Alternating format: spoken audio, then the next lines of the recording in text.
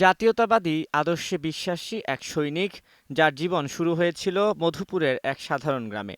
আজ তিনি মানুষের মাঝেই খুঁজে পান তার সংগ্রামের অর্থ। লেফটেন্যান্ট কর্নেল অবসরপ্রাপ্ত আজাদ একজন সেনা অফিসার, সমাজসেবী এবং রাজনীতির মাঠে জাতীয়তাবাদী ভাবাদর্শের ধারক। সমাজের প্রতি দায়বদ্ধতা শুধু স্লোগান নয়, এটা প্রতিদিনের চর্চা। লেফটেন্যান্ট কর্নেল অবসরপ্রাপ্ত আজাদ এই কথাটি প্রমাণ করেছেন তার নিরলস সামাজিক কর্মকাণ্ডের মাধ্যমে। আজাদের জনসেবামূলক এবং মানবিক দৃষ্টিভঙ্গি তাকে একজন অসাধারণ ব্যক্তিত্বে পরিণত করেছে। তিনি শুধু সমস্যার কথা শোনেন না, বরং বাস্তব পদক্ষেপের মাধ্যমে মানুষের জীবনে স্বস্তি ও হাসি ফিরিয়ে আনেন। তার কর্মকাণ্ডগুলো প্রমাণ করে যে মানবতা আর সহানুভূতি তার সেবার মূল চালিকা শক্তি, যা প্রতিটি অসহায় মানুষের পাশে তাকে দাঁড়াতে অনুপ্রেরণা যোগায়।